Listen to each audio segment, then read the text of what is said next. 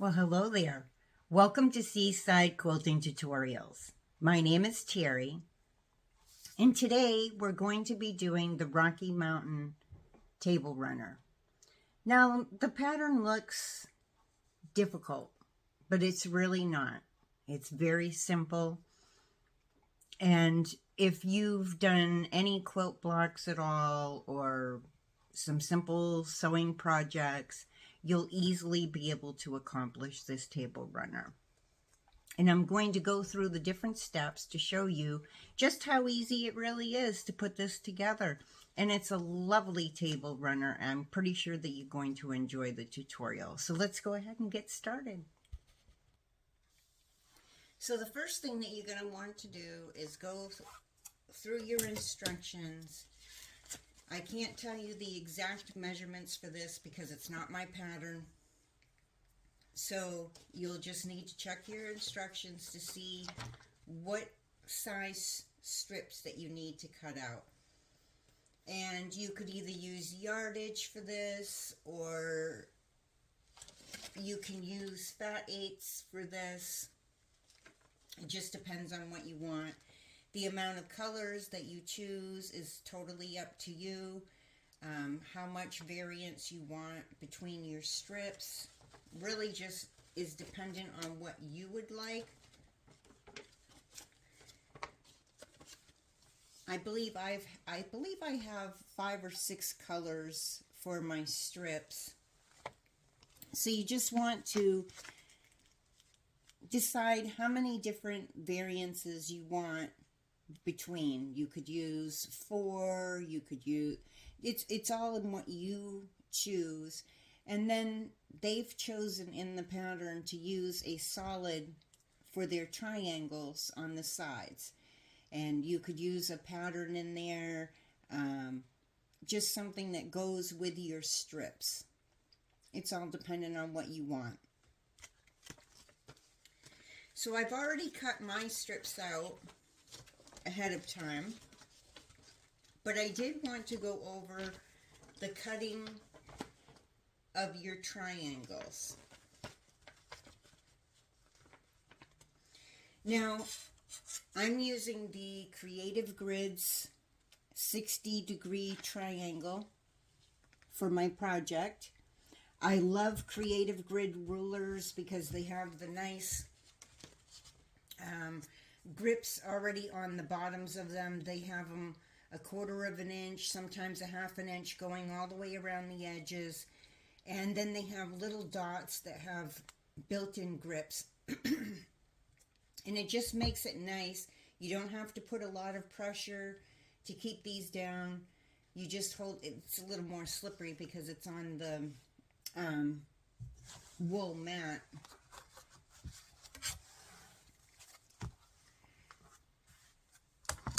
But if you have no pressure on it at all, they slide right around.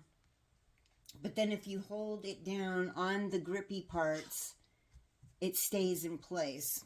It's hard to show right now because I have so much area that's not on there. But these do hold down a lot better. There are other brands of 60-degree triangle rulers. You just want to make sure that you use a 60-degree, not a 45-degree triangle. There's also the built-in template in the pattern that you could use. I don't like to use templates that are paper because I'm always worried that I won't get an accurate cut. But I did use the template to figure out where on my ruler I need to be making my cuts. So I just held my ruler up against the template, and that gave me my measurement of how, where I'm going to need to make my cut and where I need to measure this up to. And I'll show you how that's going to be done. And like I said, you know, they do recommend one other brand. I don't know if there are other brands of 60-degree rulers. I pretty much like to stick with the Creative Grids now that I've found them. I've little by little been replacing out some of my older rulers with the Creative Grids because I just find that they work better.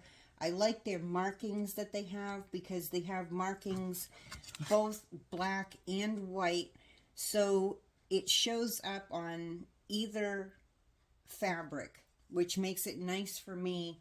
I don't have to worry about the black lines not showing up on a darker fabric because it has the white lines as well.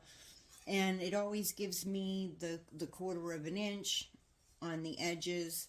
Some of them will give you a 1/2 inch on the edge, depending on the ruler that you're using from them. So I find them handy, and those are the ones that I've been sticking with. So once you've cut your strips that you need for your triangles,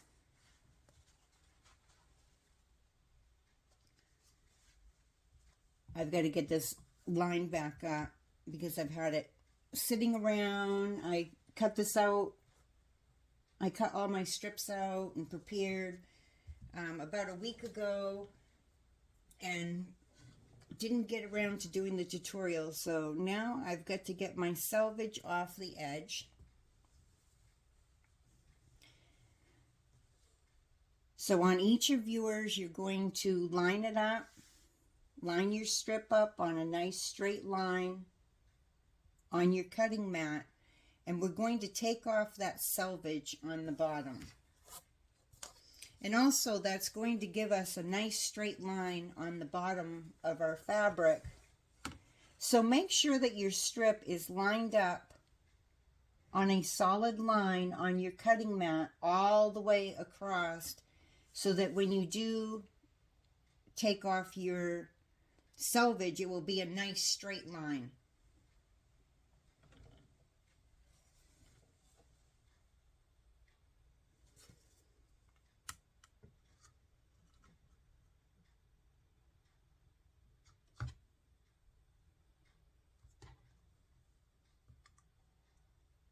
My ruler's not wanting to cooperate with me because the edge of the table's right there.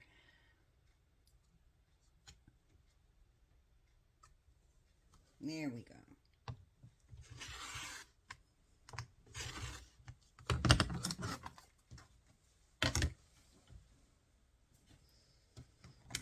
Okay, so now you're going to take your ruler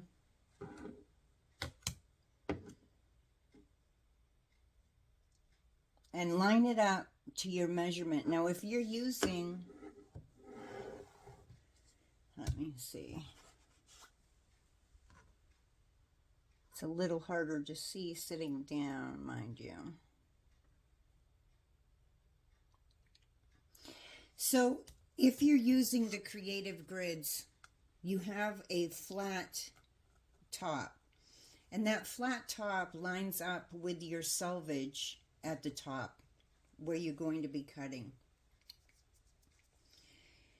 If you have a different brand, sometimes they'll have a complete point at the top, and that's fine. That point will just overhang over the selvage. Your main concern is that you're going to want to line it up with whatever line you're using for the bottom of your triangle, and that bottom line is going to line up with the raw edges of the bottom of your strip. So the other thing that you, for your first cut, that you want to make sure of, and your continuous cuts, is that you line up the line with the very corner of your fabric. So you'll have this lined up with your top edge with the Creative Grids. I know that because it's flat, it's lining up with my selvage. If you have a point at the top of your ruler, it's going to overhang just a little bit. So I'm going to pay attention to my lines down here, and I want to make sure that the very corner of my fabric is lined up with that line that I'm measuring to. And you're going to cut on the other side.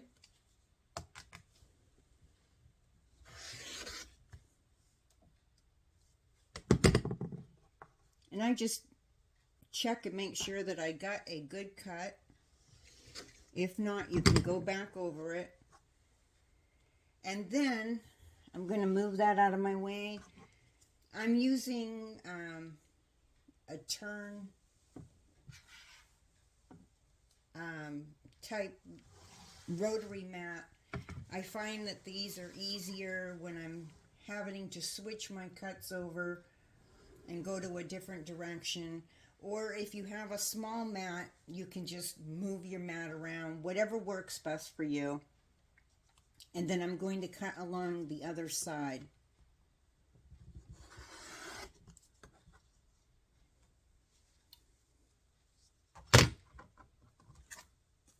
So that gives me my first triangles. You need to cut a series of these.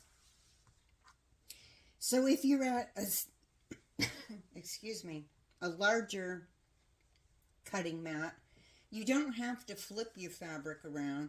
You can just flip your ruler around and line it back up.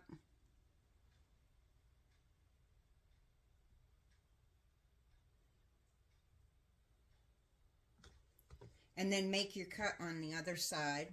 I'm going to move my mat just a little bit because sitting down here, I want to make sure that I have it lined up well.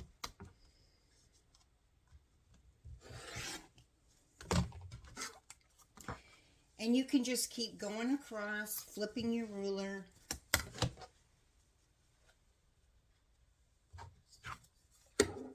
I can't remember how many I've already cut out. So I'm just going to cut out all of them on this strip just to make sure that I have enough. I should have counted ahead of time.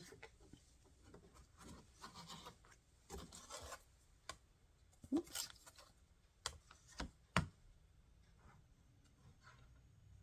So you'll just keep flipping the ruler, or you can, whichever works best for you. I like to just flip my ruler and line it up. Or you can flip your strip, whichever one is working better for you to get your cuts going across. That one I didn't quite get my cut at the top here, so we're going to fix that.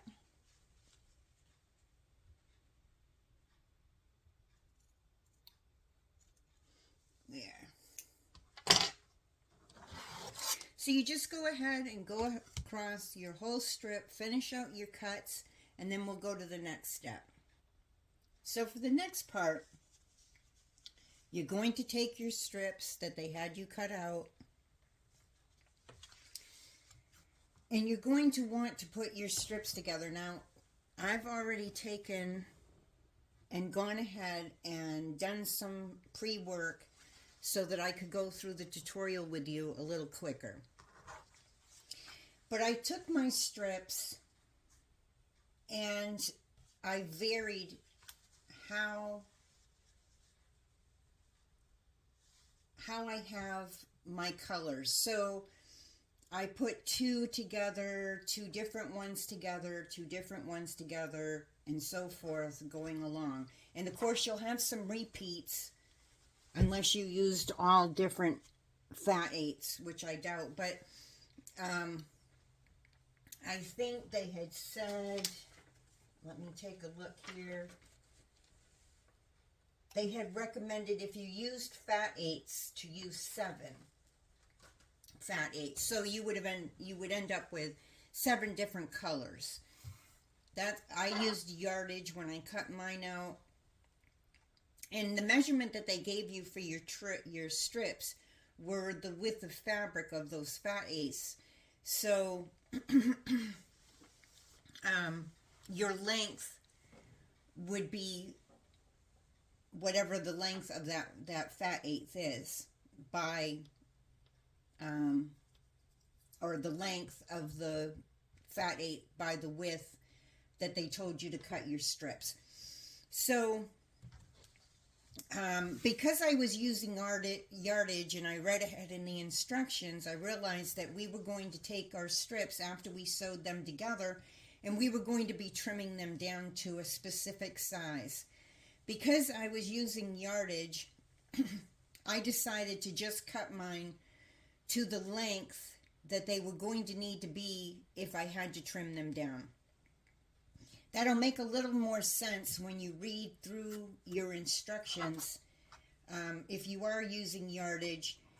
And I tested them ahead of time to make sure that when I sewed them together. Now, when you sew them together, just clip them, put 2 or 3 pins or clips so that you keep your pieces staying evenly sewn together. If you end up with it being a little uneven on one end or the other, you could go ahead and trim them. So if you had done these longer, the way that they said by the length, and so yours come out, you know, whatever it was that your length is. So say your length is 24 inches or whatever. You're just, after you sew these together, so you're going to take your 2 strips, put right side to right side, and you're going to do a 1/4 of an inch seam, and make sure that you sew all the way from one end to the other end. You don't want to start in a little bit, because then this will be open and your pieces aren't going to match up well together when you start sewing them together. So just make sure that you sew from end to end a 1/4 of an inch seam, which I've already pre-done. So say I had cut them longer the way that they had mentioned in the beginning of it, I would just take this and I would take my ruler and I would trim a little bit off one end and then measure it and cut the rest off the other end. That just keeps both of your ends perfectly even. Now once you've sewn them together, these are a little bit longer than my wool mat, so I'm just going to lay it down this way. So then you'll go ahead and you'll set your seam. Remember, press, don't iron. When you iron pieces like this, you tend to stretch and warp your pieces out of shape. So you just want to lift your iron and press. And that sets your stitches in your seam. And then I just run my fingers across the seam and I'm going to fold it open and I'm going to finger press. Just gently finger press so that it's fully open. And I want to be able to see that it's fully open and not rolled over at all this way, because then that changes the measurement of your 2 strips together. Now once I have that finger pressed, I'm going to take my little iron here and I'm just going to press along that seam so it stays nicely open.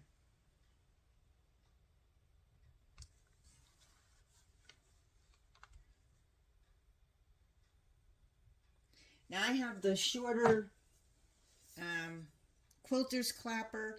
I love the quilter's clapper because I put it on after I've pressed and it sets my seam a little flatter. Eventually I'm going to get the longer quilter's clapper so I don't have to press as many times as I do with the shorter one, but the shorter one comes in really handy with blocks that I'm making, because usually I'm using smaller pieces that I'm pressing. But eventually I need to get a longer one so that when I'm doing longer seams, it'll be a lot more handy. And the reason that this quilter's clapper works, I don't know if you've seen my previous tutorials or not, But the reason that the quilter's clapper works is this is a piece of hardwood. They give you some indentations to hold it down with. And originally these were used by tailors, and then quilters caught on to what they were doing, using this for thicker seams, that quilters went, oh man, I think that would be handy for me. And the reason why it works is because the hardwood absorbs moisture and heat. And so after you've set your iron down, you just set it on there for a couple seconds. Just let it cool down for a couple seconds. And it really helps flatten out your seam. And if you have a thicker seam where you've had to put multiple pieces together, you can just smack it a couple times and then leave it on there. And anyways, that gives you a flatter seam. And the better that your seams are together, the flatter that they are, the better that your measurements are going to come out, and the nicer that your pieces are going to look. Okay, so moving on from that, because I know I over-preach that in each one of my tutorials. So now that we have our strips all together, one of the things that you do want to do ahead of time is lay all your strips out and decide what order you're going to want them to go in. And I'm going to have to check and remember how I had mine set up as well. So I laid all my strips out so I could see what order I wanted them to be going into. And I have these handy ABC pins that I was using in my pieces so that I could remember. And I had put this one here because this is one of my center pieces, and because I have one that's going to duplicate, I wanted it to duplicate in the center because I was able to vary all of my other strips, but because I used less variances in color, one of mine is going to be duplicate, and it would look odd if I put it on the end, so I'm going to do that in the center. So I wanted to mark that to remind me of what I was doing. Or at least that's what I believe I marked it for. So just put your pieces together and decide. Now, due to my patterns, I had these set up. So basically, I have a pinker one and then a more purple one. And then a pinker one and a more purple one and so forth as I go along. So you want to do that ahead of time so you know what order that they're going to go in. And then I just stack them on top of each other in the order that I wanted them to go in. Now you can do that before or you can do that after, but it's nice if you vary your pieces so you don't have two of the same pieces being sewn together, that you have two different pieces going along, and you can vary those in any way that you choose. So once we have them all together, we're going to do our trims on the end. Just need to get a hold of my ruler.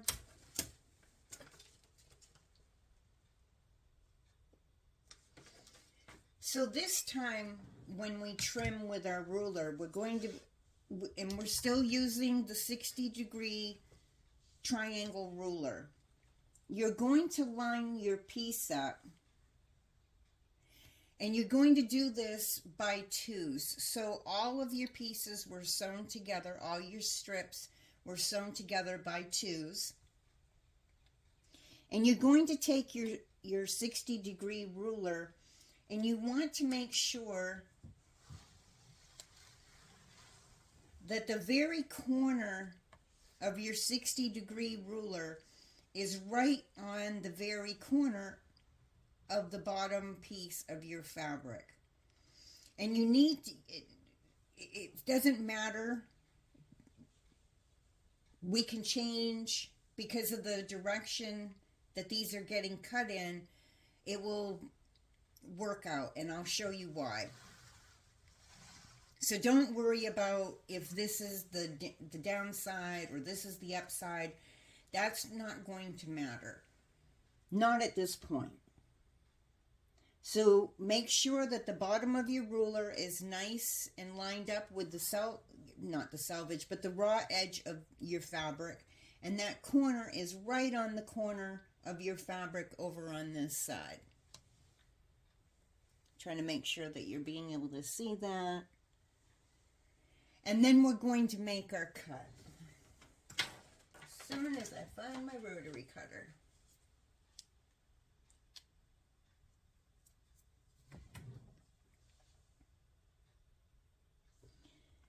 So go ahead and cut this side. And then we're going to turn our piece and we're going to do the very same thing on the opposite side.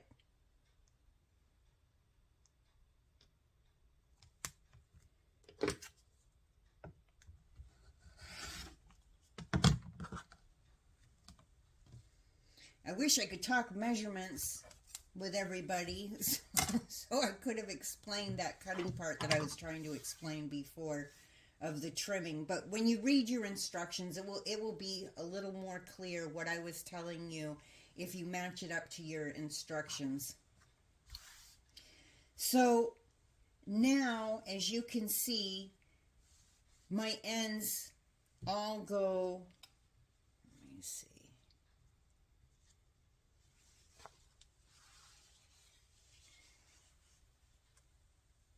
So your sides go in opposite directions. If I turn it, my point is still up here and my other point is still down here. So either direction that I turn these in, I still have my point going up that way and I still have my point going down this way. So when we trimmed them at this point, we didn't have to worry about which is the upside or which is the downside on these, because by turning our piece, we trimmed this side, then we turn our piece and we trim the other side. You just don't want to, move it and move your ruler over here. If you're left-handed, you will cut from this side and then turn it and cut from this side. But because I'm right-handed, I did it on this side. I hope that makes sense.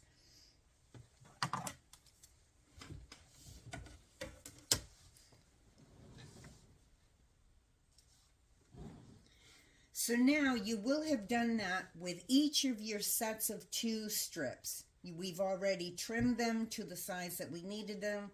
Now we've trimmed them so that we have our angles on each side. So now we have all of our strips set up the way that we need them.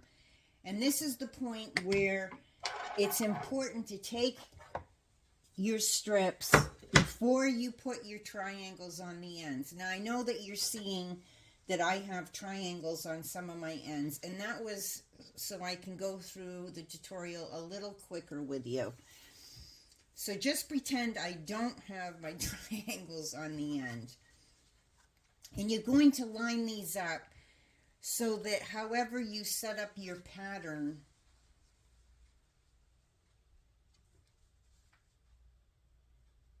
like I said, just pretend I don't have my triangles on the end. So you're going to lay all your pieces out according to whatever pattern you decided that you want your colors to go. For me, I wanted a more purple one, then a more pink one, more purple one, more pink, so that I could make a consistent design or setup of variants going across. So if you have, say,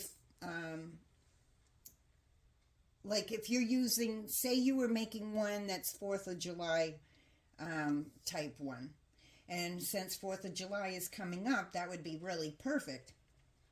So I might have 3 colors. I might have a red, white, and a blue. You could just keep varying those going up, so I could have a red, white, blue, and so forth, and just keep that going along. And you want to line these up so that you see that. Now we're going to have on each end, we're going to have two pieces that we don't put our triangles on yet. And that's why it's important to line these up ahead of time, because we're not going to be putting our triangles on those pieces. Not yet. We're only going to be putting our triangles on each side with the ones that need them ahead of time. So each end will have two that we don't put them on yet. Okay? So let's go ahead and look at how the triangles are going to go on. Now I've already set aside my 4 pieces that I don't have my triangles on yet. And I'm going to set these aside because we'll see how those play out afterward. Now, once you have your design set up, how you want it to go, your 2 bottom pieces will get pulled aside. These we're not putting triangles on at all yet. So I'm just going to set those aside for the moment. We're only on, actually I think on those, let me review.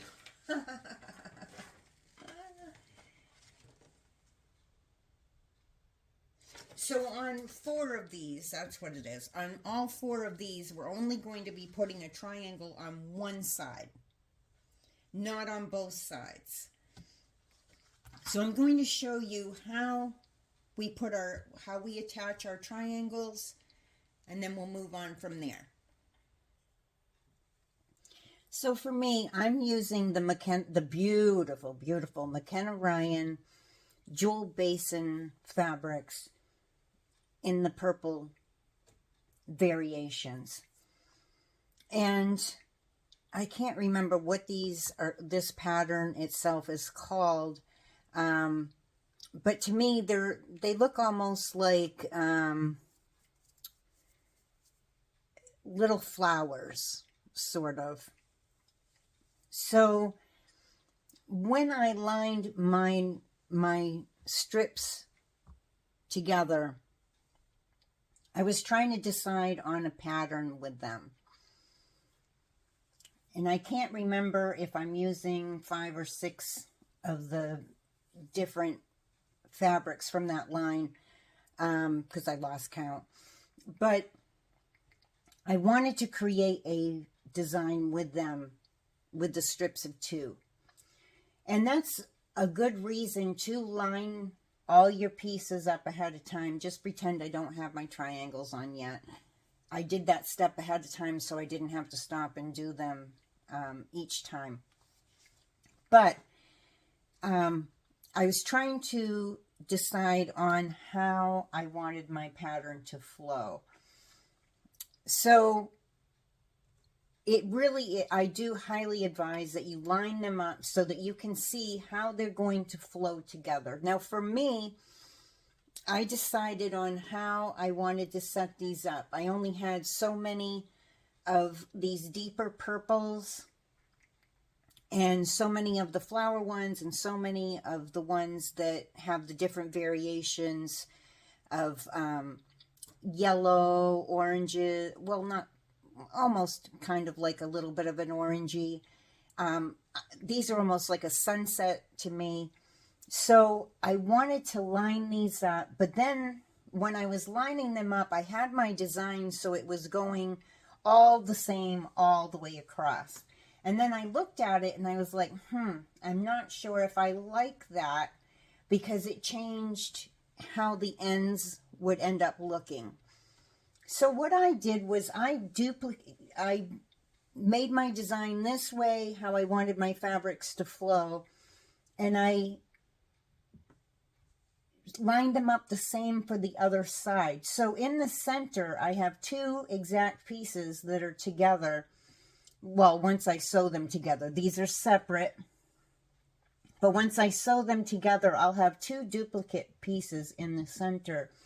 So my design will flow from the center exactly one way, and it will flow exactly the same way from the center to the end of that side. Now you can line these up however you want to line them up, but I do advise that you lay them out ahead of time, your strips, and decide what order you want them to go in. Now, when I first lined these up, I was using my ABC pins. I'm not sure that you're going to be able to pick these up in the camera. Let me see if I can set them on something so that you can see. On one side of the pins, it has a number. And on the opposite side, it has a letter. I'm hoping that you're being able to see these well. I think right there you can see the letter on the head of the pin. And if I flip it over, let me see, hoping with the light that you can see them. On the opposite side, I have a number. And I love, love, love these pins. They come in so handy for many different reasons. So as I was lining these up, I originally had the pins, and then I ended up taking them out because I switched my design, but I left my one so that I would know about where my center was. So these pins, if you don't have them, I really recommend to get them. They come in handy when you're using multiple pieces to be able to stick them in the top of each row or whatever, so that you can remember what order you're putting them all in. And I'm going to pull this pin out, make sure I put it away so I don't lose any of them. And I can't remember how many letters and numbers you get in each one. But like I said, you just reverse the pin. One side has a number, one side has a letter. And sometimes in patterns, they'll have things numbered out or with letters in the instructions. And these pins just come in so handy. They come in a lovely little container to keep them in. I keep them next to my sewing machine or my cutting table when I'm needing them. And they just come in really handy. And so that's how I had set them up. Now I'm going to leave mine somewhat laid out so that I can remember what direction everything is going in. So then your next step is that you're going to leave two on each end, that we're only going to be putting a triangle on one side. But the steps are the same, and I already did my center ones, all of your center ones. So two on each end you want to leave so there's no triangles on them. And you're going to be putting your triangles, which I'm going to show you in just a moment. You're going to put all your triangles going along on both sides of all your center ones. And just set those aside and make sure that you keep them in the order that you were planning on them going into. Now, when you're sewing these together, you'll have dog ears on the ends. And you'll see that in a moment when we sew on our triangle. Leave those dog ends. Usually when we're doing a piece, I tell you to cut those off and get them out of the way. We're actually going to leave them on because they're going to help us with sewing each strip section together. So don't cut your dog ears off. I know that if you've been making quilt blocks, especially half square triangles, we always cut the dog ears off. Refrain from doing that. Leave your dog ears on. We're going to need those for lining up our strips when we sew them together, and you'll see that in a couple of minutes. So let's go ahead and put our triangles. Now I know in the pattern they said use a solid. I didn't. I used a patterned fabric. It all just depends on what you decide you want to do with your fabrics. And that's always where the fun for me comes in, is playing with the fabrics and seeing how they go together. So for this end, let me just make sure I have this correct before I mess around. Okay, so for my bottom end, the last two pieces, the triangles, are going on the right side of them only. We won't be putting them on the left side. All your center ones, you're going to put them on both sides. But the method is the exact same. So you're going to lay your triangle up against, let me make sure I'm getting this in here for you. So you're going to take your triangle and just put it up against your strips that we've trimmed and made our angles on. You're going to, this is the bottom part, like I said, you just put it up against it, and you want to make sure that it's staying the same. If we were to put our triangle up against it this way, see how this point sticks up here and it looks awkward? That's not how we're putting them on. We're going to attach them so that they go in this direction. Wait a minute. Now I got myself all miscombobulated. Fun. So your flat piece of my triangle, that's because I use the creative grids. You might have an actual point down here. And if you do, just lay it up against it and your point will stick down a little bit past your piece. So I have it so that my flat end that I cut is going with the fabric, and then my point would be down at the bottom. And you're just going to fold this over, right side to right side. And so when I line these up, I want to make sure that this is staying so my raw edges are together. And I want my raw edges together on this side.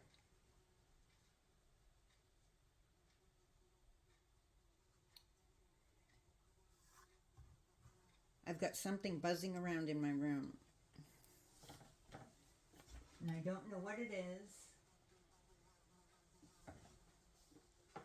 As long as it's not a bee, I'm all good.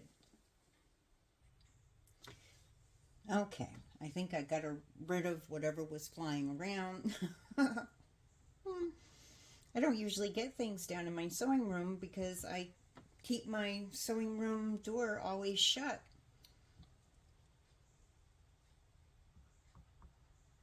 And this time of the year, bees like to come in. So you'll notice when you lay these together, when you're lining them up, you're only concerned with the raw edge here and the raw edge here. We're going to have approximately 1/4 of an inch overhang here, and approximately, if you don't have a point on the top of your triangle, like I have a flat piece here, where the flat of my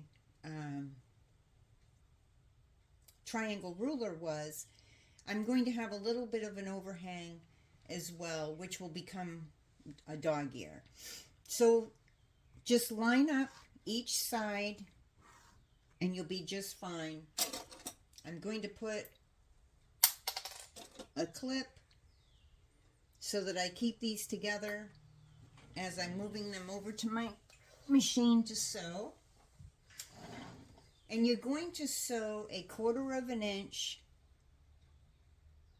from the top to the bottom, and you want to make sure that you go all the way from the top all the way to the bottom so that you have this connected really well. So let's go ahead, we'll sew that.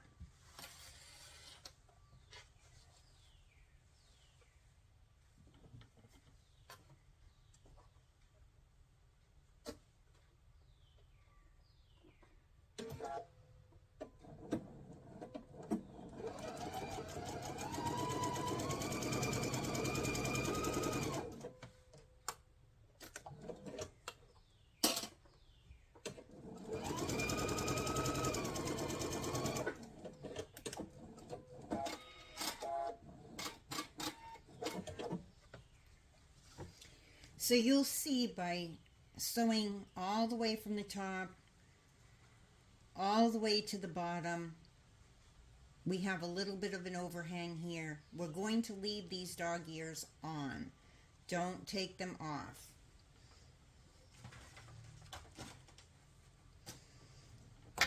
But I'm going to trim my threads on each end.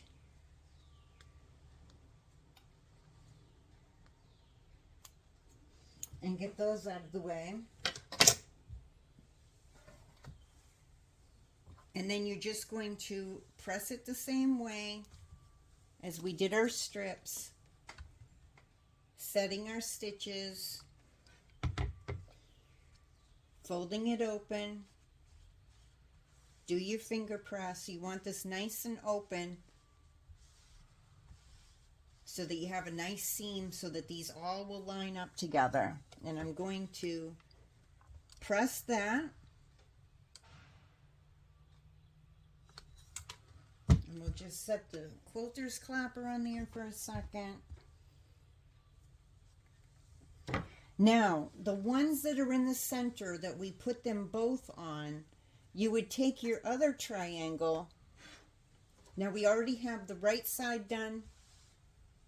If I was doing those center ones, I would then pull this over, and then it would be the opposite for the left side. For the left side, my flat part of my triangle is going to be up here. And once again, I'm just going to fold this over, and I would line up my raw edges on the top and on the side. I would do my 1/4 inch seam, and I would do the same thing, and I would fold it open. So that's how we created all of our center sections, so that we had a triangle on each side.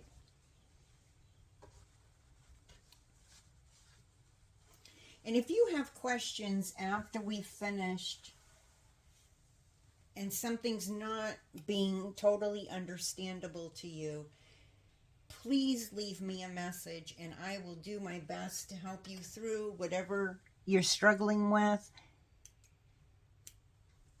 I know that it looks complicated when you're looking at the pattern, when you're looking at the design, but once you start getting these together,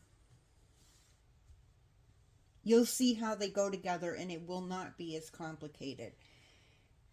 This is the easier part where we're doing our triangles on the ends and we've already trimmed them up and all that. So this piece as well, we're only going to put one on the right side. So I'm going to go ahead and I'm going to take another triangle.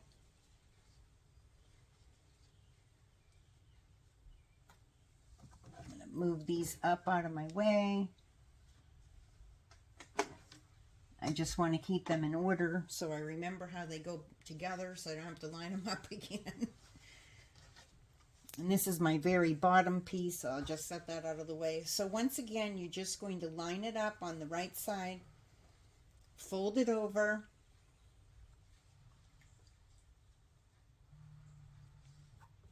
line up your two raw edges, your bottom and your side. And then you're going to do your 1/4 inch seam all the way from the top to the bottom and then press it. Okay, so I have my two bottom pieces done for this end. And if you're doing once you do your middle ones, you just, like I said, you're going to put your triangles on both sides and attach them the same exact way. Make sure you leave your dog ears on. Now I'm going to be taking that end and I'm going to be putting triangles on the opposite side. So let's grab those two pieces.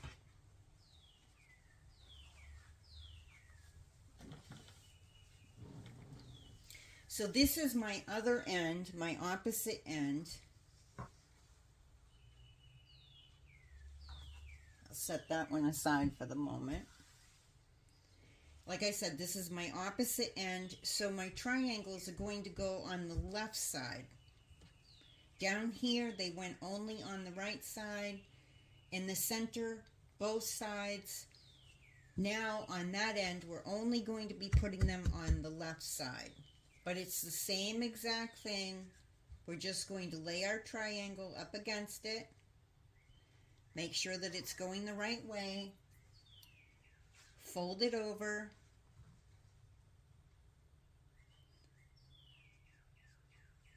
This time you're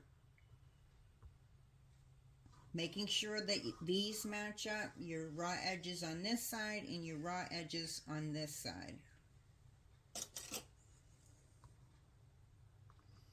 Just going to put a little clip on that side to make sure that I'm keeping it together.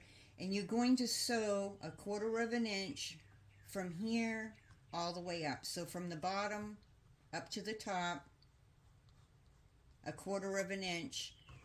And so I'm actually going to turn it so that I can sew on this side, but I had it this way to line it up, so I made sure that I get my triangle on the proper side.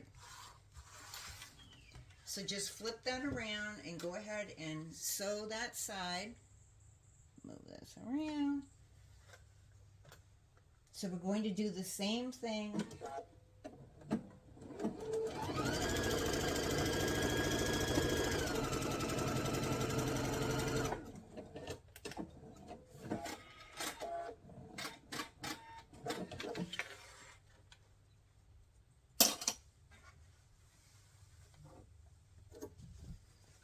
And we'll go ahead and press this one.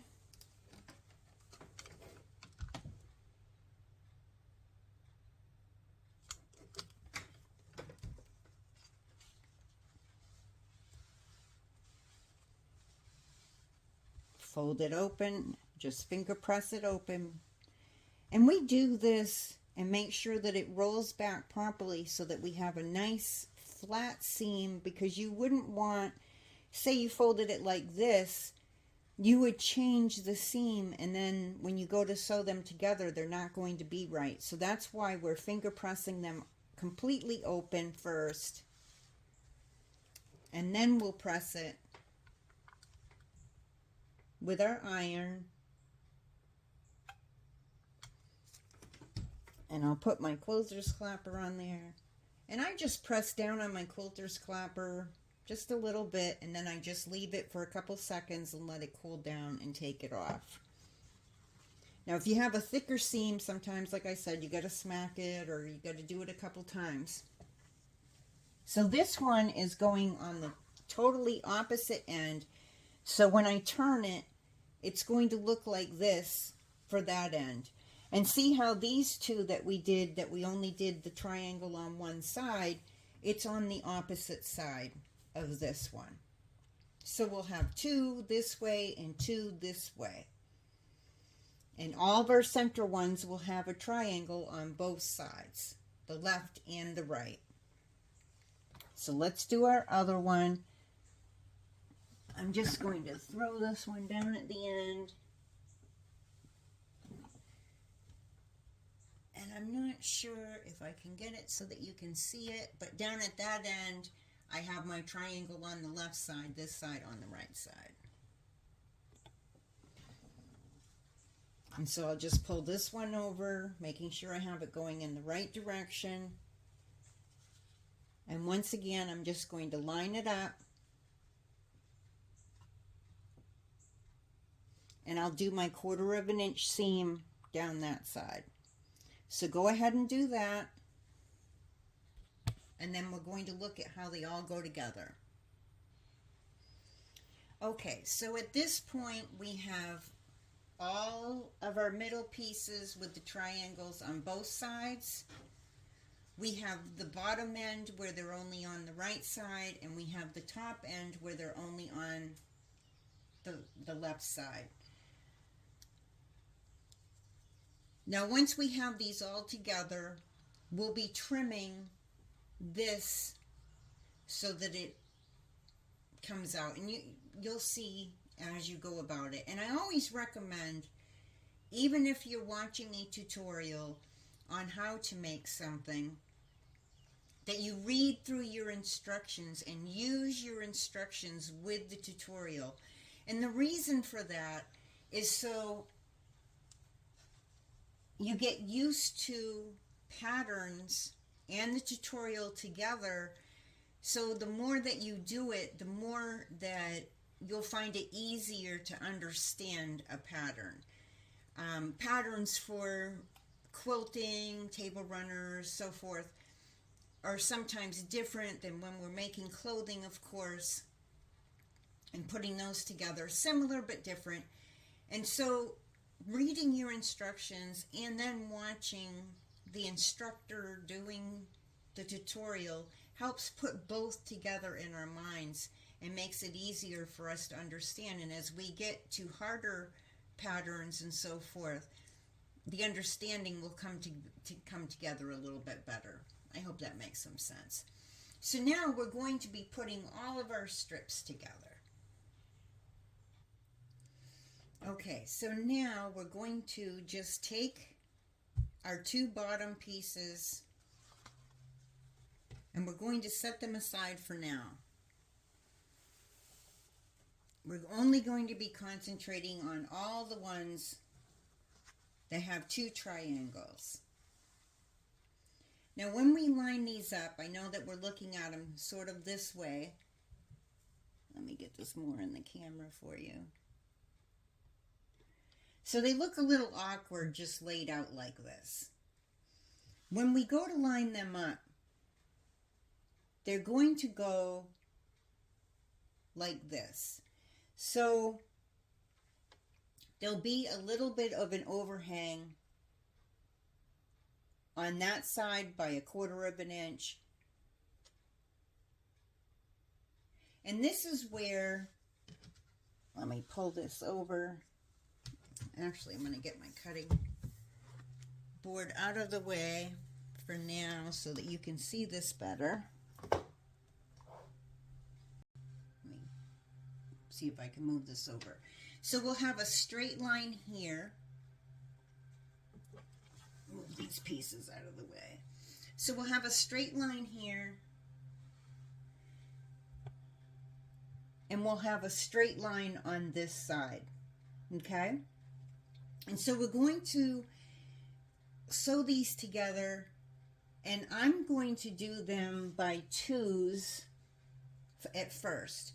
So I'm going to sew these 2 together, then I'm going to sew these 2 together, and then I'm going to sew these 2 together.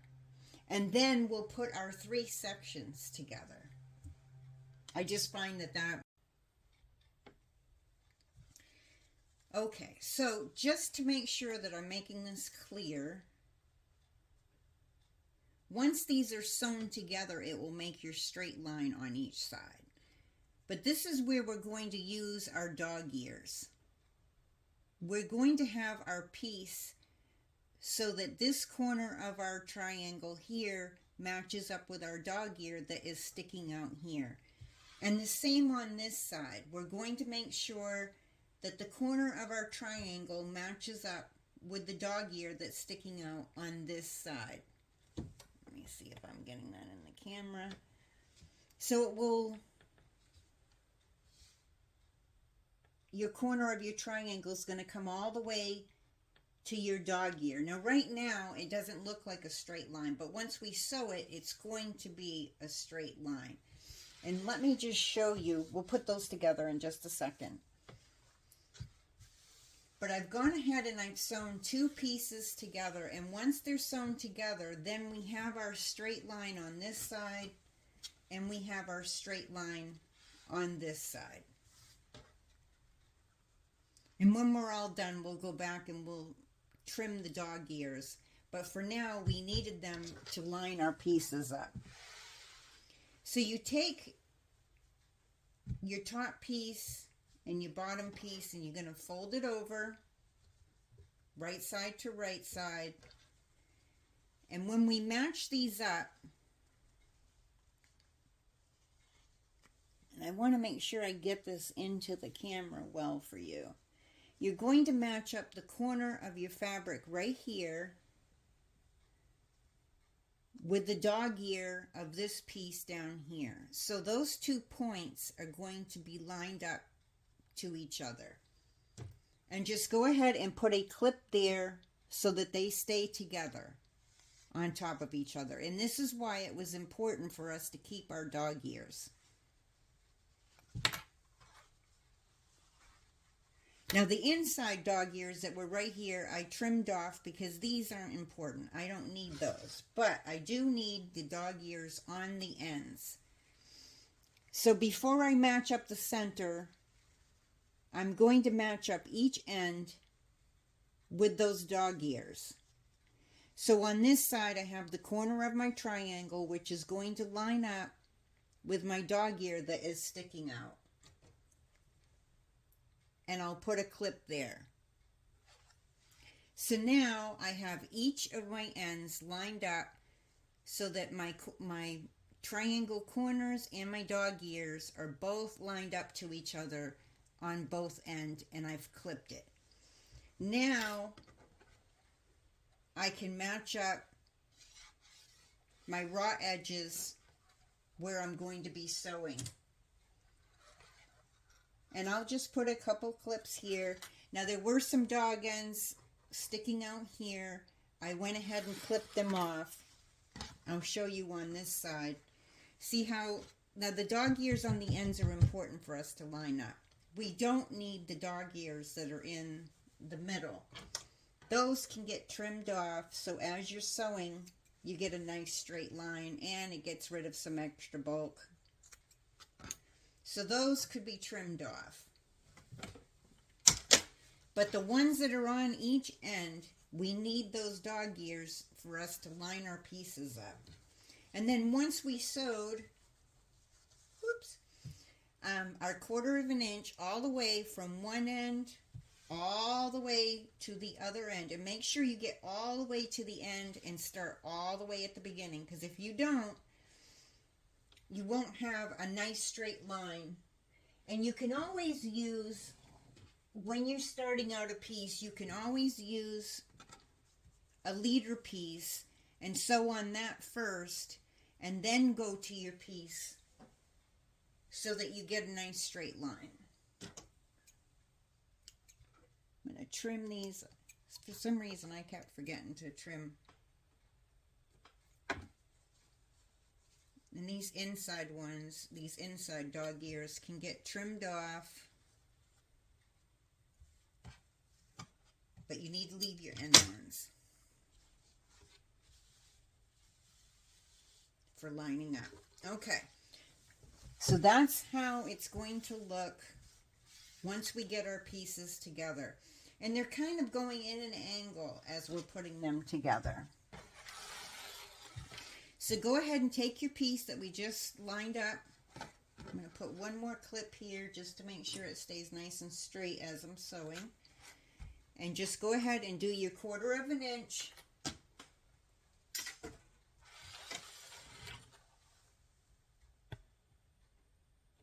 There we go.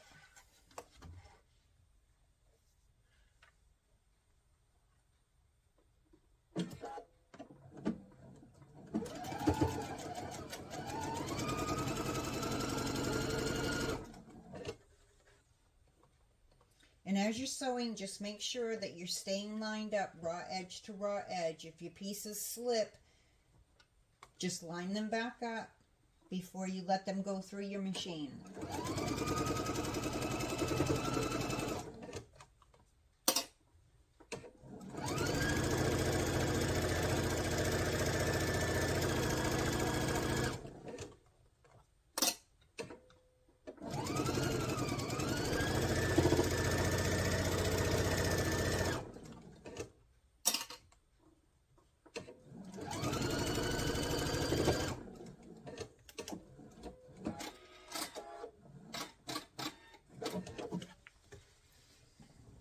So we'll go ahead and I want to make sure I keep these going in the right direction.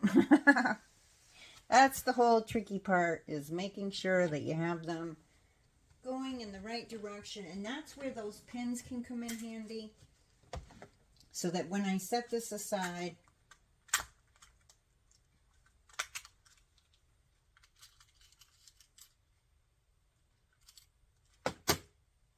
I can put an A here so I remember. This is my first piece. Now you could just keep continuously sewing your strips on if you want. I like to sew them in sections. This will be my section B. I should have took my pins out ahead of time, so I would have had my letters in order. So this will be my section. Well, I'm just going to use C for now, or number 2. Number 2 will work. Just as long as I have my letters so that I know that I'm going in that direction. And so I'm going to go ahead and press this one. But now I have my first section here in the right direction that it's going in. It's always trying to figure out where to put everything while I'm on film.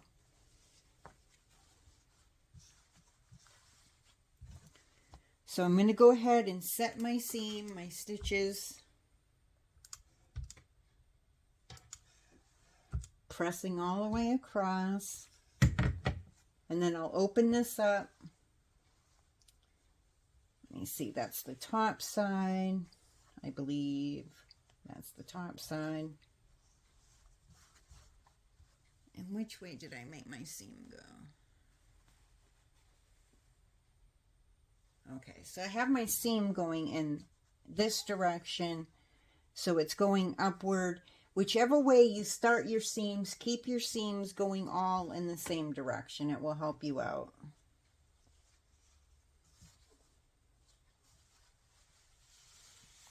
So I'm going to go ahead and finger press this.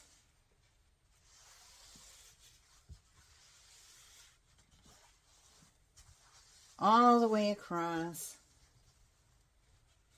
Making sure that it stays nice and flat.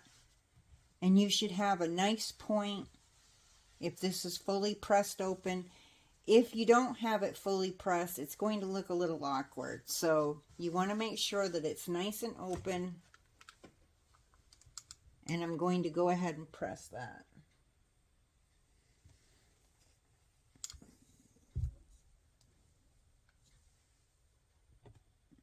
Get the camera over here a little bit.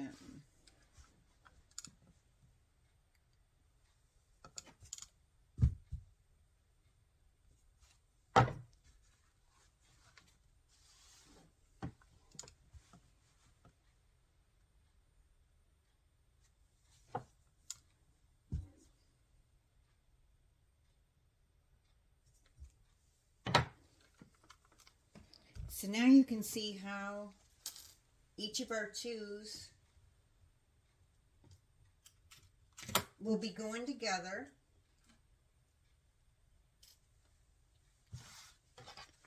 And you can see on this side we have a nice straight line going across, and down here we have a nice straight line going across. So that's my second section. I'm going to set that over there so that I know, whoops, didn't mean to hit my camera. So now we're going to take our next two pieces, pull them down,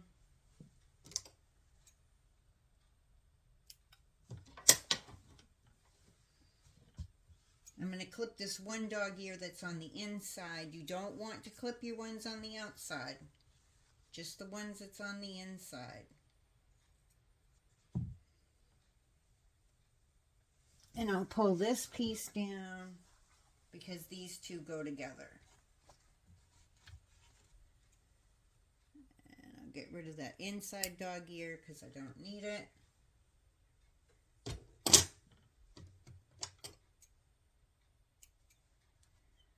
Just clipping some threads that I forgot to clip as I sewed.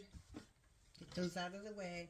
So once again, we're going to take our pieces. Whoops.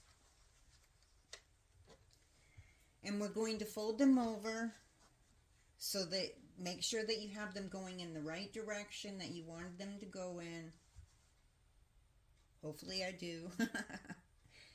And just fold it over. And once again, what we're looking for, maybe if I lay it down on here. you'll be able to see a little bit better. These darn threads.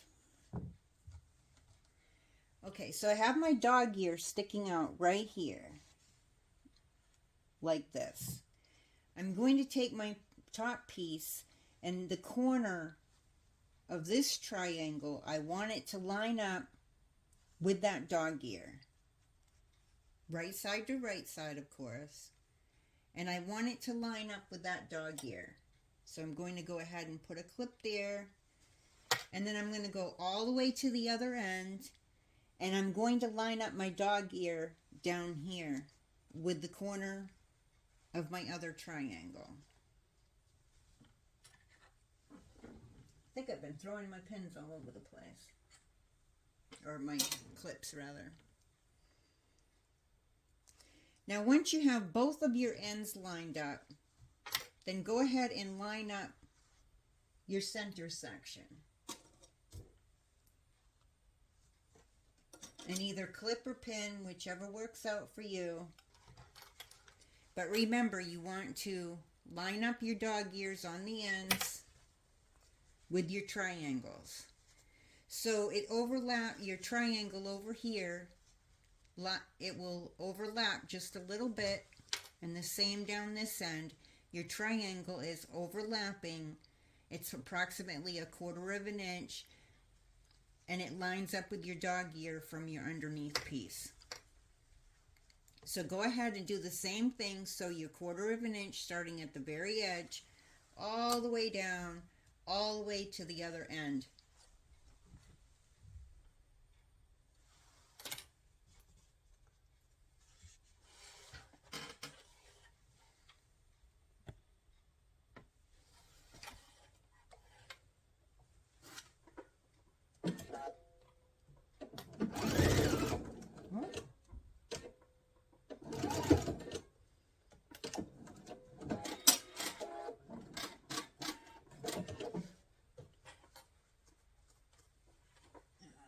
Fix that. My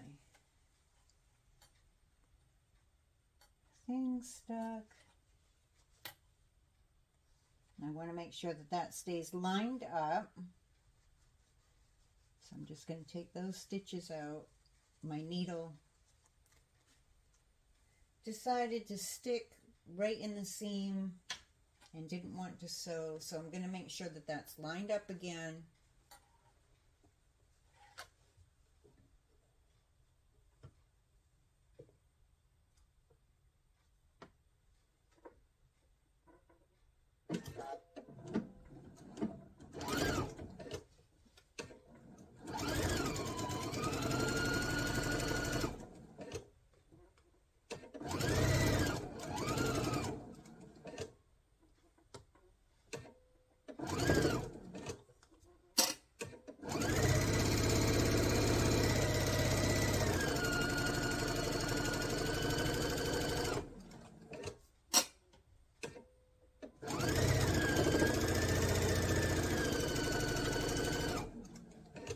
Now when you get to the end of these,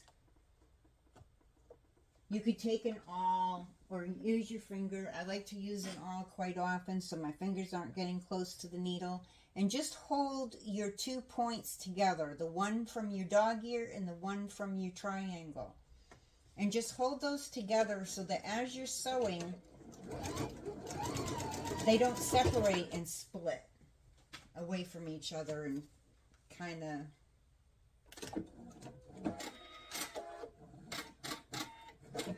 start going in different directions, because you want them to stay lined up with each other so you get a nice straight line going across. I'm going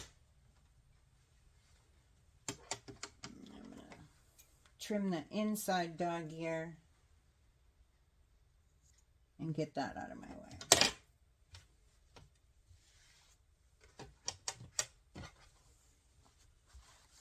So once again, I've got a nice straight piece here, and it's lined up nice and straight on this side. And the dog ears that were stuck out now fold up right into the seam perfectly.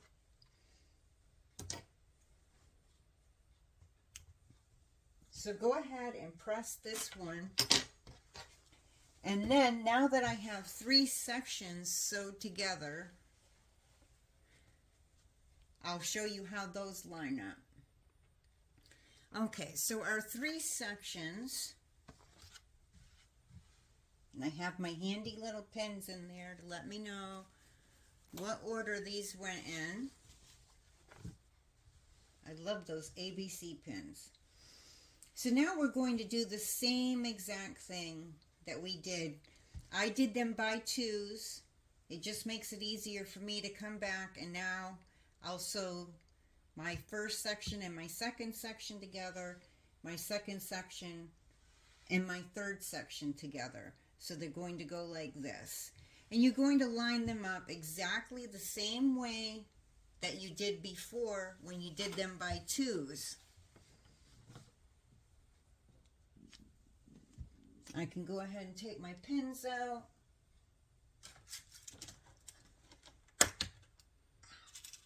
And I poked myself. Those pins are sharp.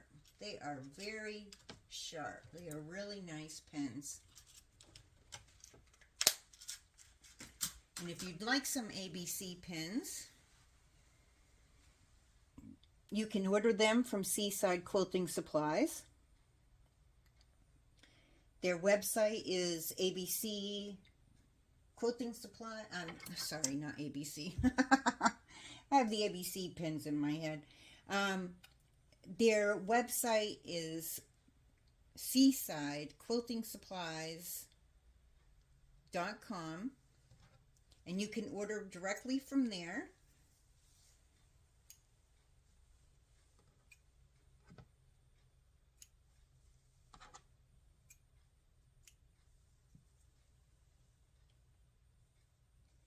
And also, every Thursday at 7 p.m. Eastern Time, I'm just clipping some threads.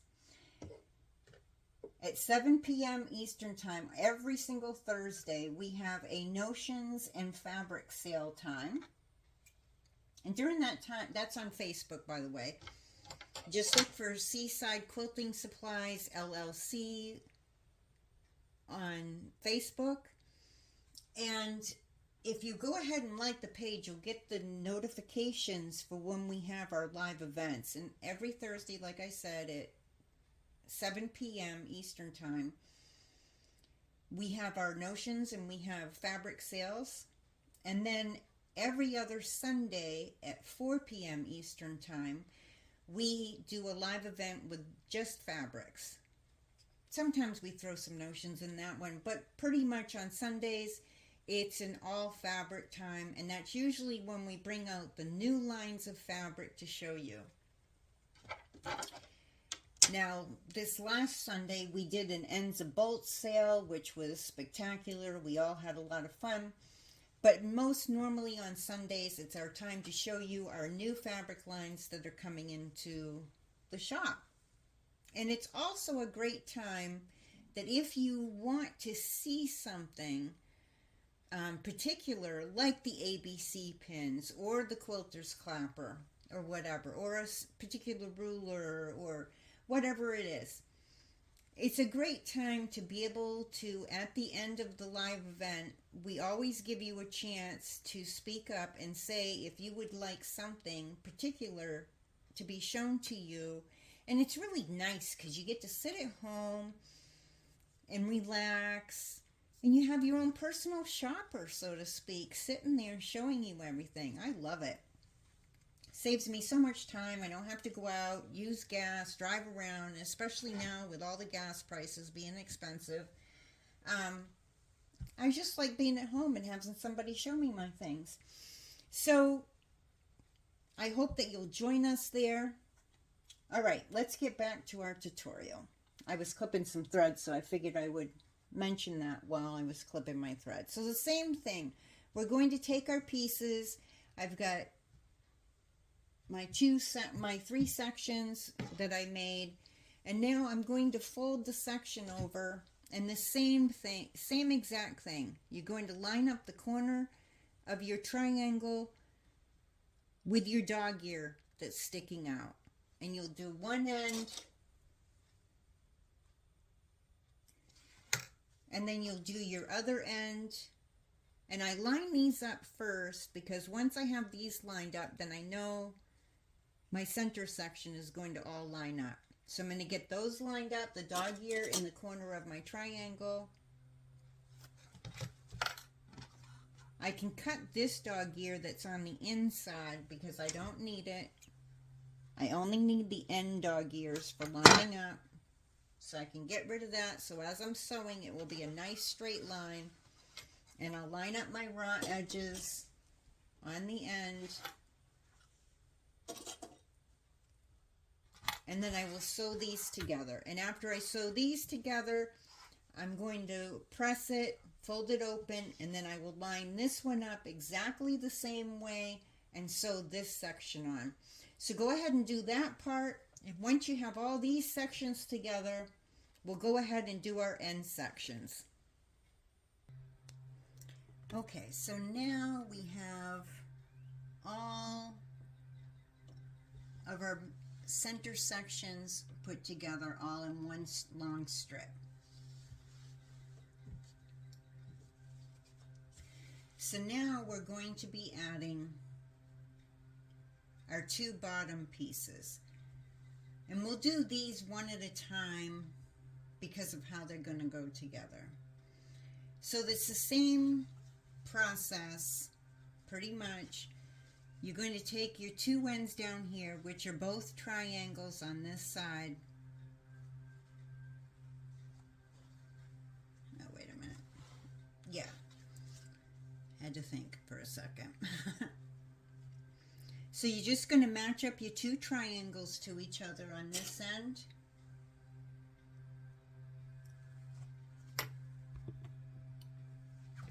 And then on the other end, you're matching up your triangle with your dog ear on this side. And put a clip or a pin there. And then once again, you're going to just line up your raw edges.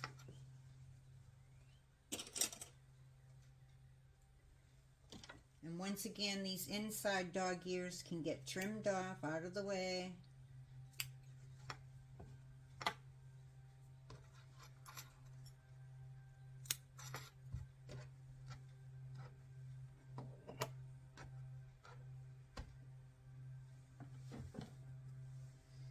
And you're going to sew 1/4 inch from end to end on here.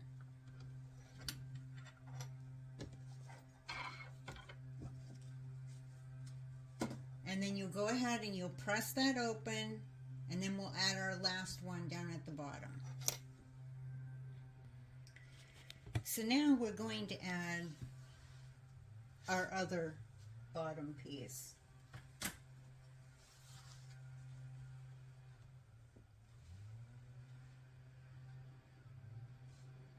So this is going to look a little awkward to you at first because we don't have a triangle on this side. And that's because we're going to be trimming this end off after we've sewn it together.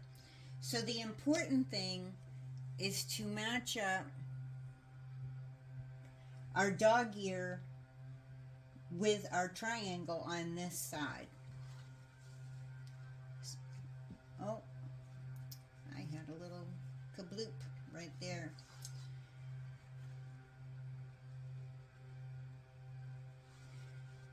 I'll fix that later. So you'll match up your corners, your dog ear with your triangle on this side, on the right side. And then you're just going to match up your raw edges going along. I'll trim this inside dog ear off.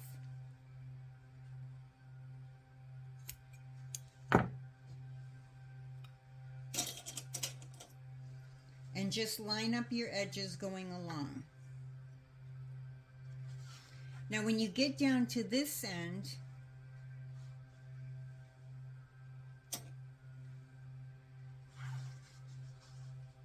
you're going to sew from here all the way down to your end on this side, 1/4 of an inch seam. This part will get trimmed off when we're all done. So let's go ahead and sew that.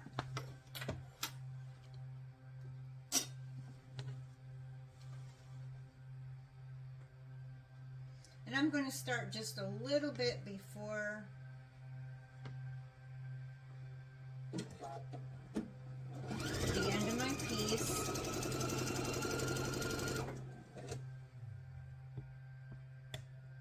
Sorry about that, I forgot to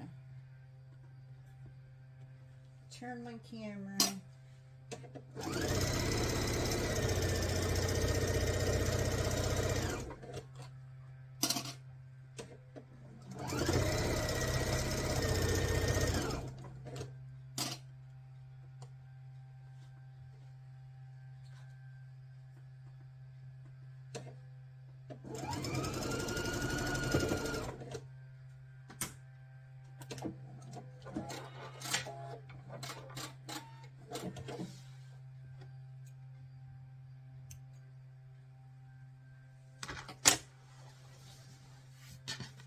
So I started just a little bit ahead of my piece so that I would make sure that I sewed all the way, and I sewed all the way to this end completely. So go ahead and we'll press that. Well, we're going to actually, wait a minute. Yeah, we're going to go ahead and press this. I just want to make sure that we weren't trimming first. So you want to press first.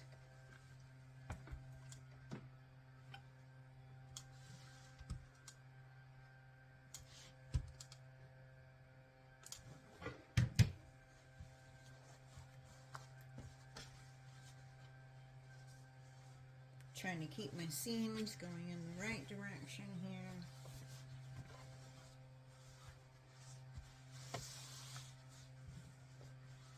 Or all in the same direction, rather.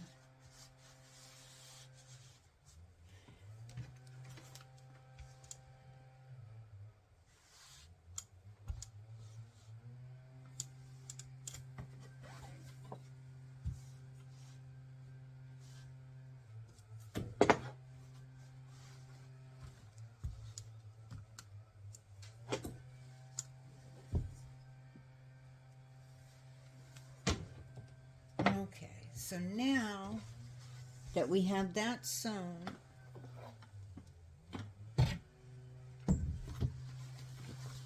and so it does look a little awkward because we don't have a triangle here. Get this moved over a little bit. So what we're going to do is we're going to line up our ruler and we're going to do a straight edge. Now the point up here, once we have this trimmed, is going to be off center. It's supposed to be off center.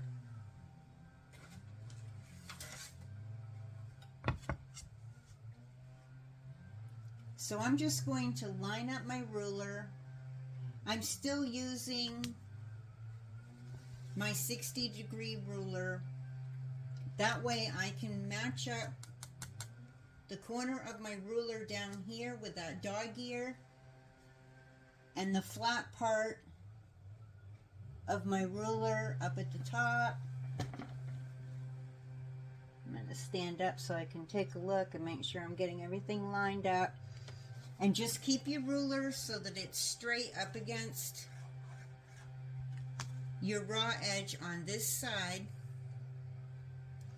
And we're going to cut this going in that direction.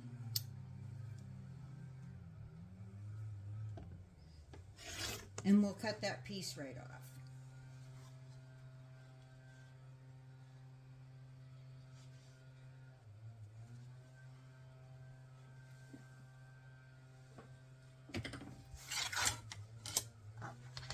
So now the end of our table runner looks like this. It's a little off center. It's hard to tell at the moment. It's just a tad off center. If I line it up with my cutting mat, you can see it's just a little off if you look at the line up there. But it's supposed to be that way. That's fine. So now we have the end here done. We're going to do the same exact thing on the other end. The only difference will be that instead of our triangle being on the right side, our triangle is on the left side. So we will fold this. I'm going to trim those extra threads sticking out.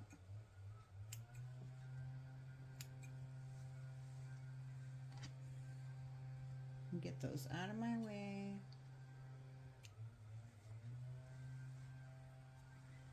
And I can trim the inside dog ear, not the outside one, because we need that one to line things up.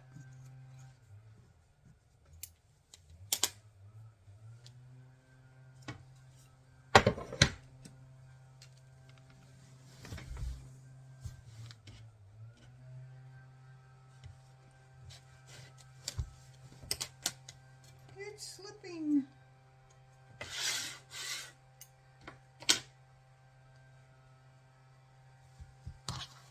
Okay, so now I have my pieces. My triangle is on the left side now instead of the right side.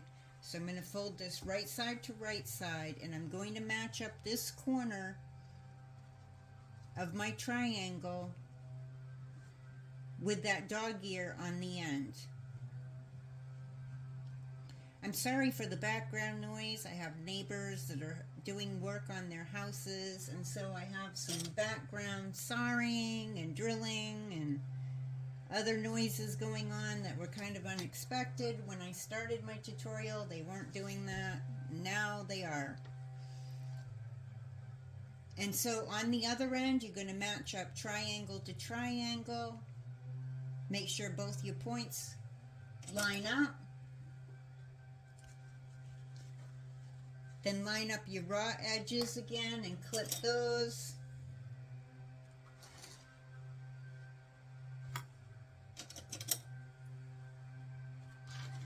And so you're going to go ahead and you're going to sew from one end to the other end, 1/4 of an inch all the way, and press it open, and then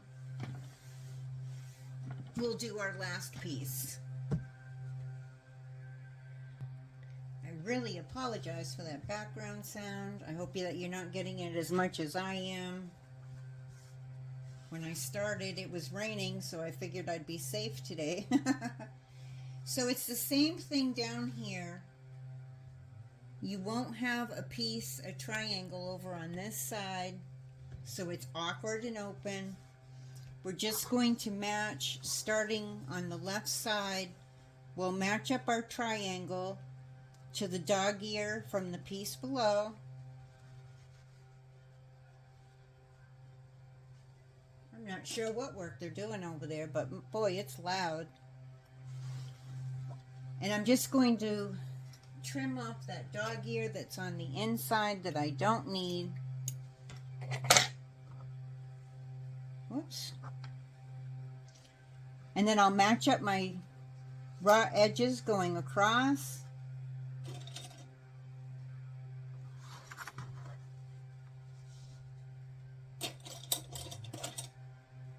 I'm glad we're just about at the end. And so once again, you'll have this extra piece on this side that's going to be trimmed off. So you only need to sew until you get past this piece here. So we'll sew from this corner over here all the way across 1/4 of an inch until we get past this piece here. So go ahead and sew that and press it open, and we'll trim it. Okay, so now we have our last piece sewn on. Once again, we have this open area where we didn't have a triangle. We have a nice straight line going on this side. And we're just going to line up our ruler again. so that we have a nice straight edge.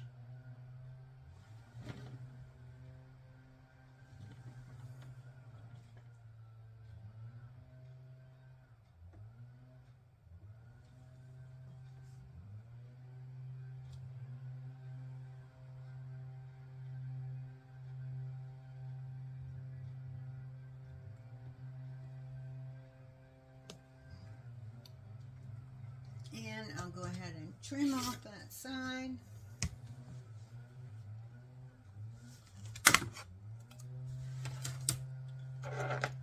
And now you can go ahead through and you can cut off your dog ears all on that side. I'm just going to trim them off. You could put your ruler straight and trim them all off at once. I'm just going to trim mine off one at a time.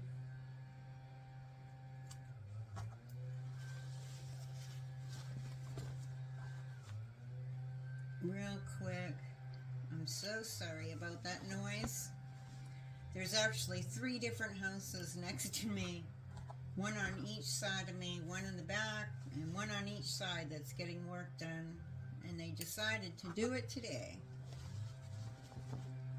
So I'm getting a lot of buzzing and sighing and grinding and all kinds of noise, which doesn't usually bother me because I usually just turn my TV up louder so I can't hear it, but I wasn't expecting it, or I would have filmed it a different time. I may have to start doing my tutorials in the evening because this is the time of the year when everybody's trying to get things done to their house. Gotta get it done. And this is definitely the time of the year to get it done before it's real hot. So now we've done all of our trimming. Let me get my cutting board out of the way. Now we've done our trimming. I think this is, I can't remember what the end measurement is. I think it ends up being around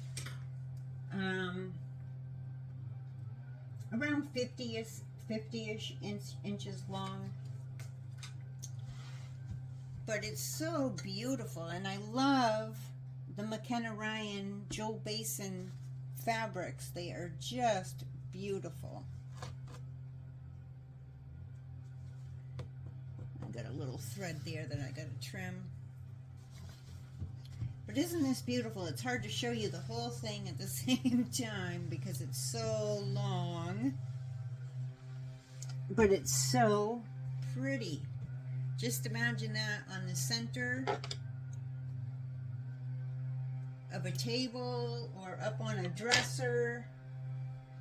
That is just gorgeous. I'm loving this fabric. So I hope that this tutorial has been helpful for you. I hope that you've enjoyed it. If you have any questions, like I said, just leave me a comment and I will do my best to help. Now, I'm not going to bind it in this tutorial. I know it's a little awkward and some of you may not have done binding where you have points on the sides and then a point on the end. Most usually when we do binding, we're doing it on either a rectangle or a square, so we would have our binding, you know, on the corners. But here we have 3 corners, one here, one on the end, and one on the side. So I'm going to do a separate tutorial on how to do binding that way. So that way, whenever you need that type of a tutorial for binding, you'll be able to go back to it easily. And we're going to be making a channel for just binding alone, because there are several different ways to do binding. You could do this in what they call the pillowcase form, which is where you lay down your batting, you cut your batting and your backing to match your top, sew along all the edges, leave a small opening, then you'll put your hand between the 2 pieces of fabric, pull it so that it's right side out again, and then fold your opening under and then do an edge stitch all the way around. And then you could do your quilting if you're going to do stitch in the ditch or whatever. So that's one way that you could bind this. It's not how I'm going to bind this one. I will do a tutorial on the pillowcase. They call it the pillowcase binding. I will at one point do a tutorial for that kind of binding. But on this one, I'm going to do the regular binding where you go around, but you'll have 3 points. And I want to be able to show you how to bind no matter how many points you have. So if you were doing a tree skirt or you were doing anything that has multiple points on it, that it would be easy for you to go around and grab this tutorial and play it and use it on the project. So I didn't want this tutorial to be too long because it was already going to be long enough making this item. So that it will be a couple of days and I'll have that tutorial out for you. Probably around Thursday or Friday of this week, and you could be watching this a different time and maybe the tutorial will already be out, but since I'm going to be probably posting this tomorrow, it'll be about Thursday or Friday when I'll have the tutorial out for this. So just go ahead and look for that. That will give you time to make your table runner, and then the binding tutorial for it will be out.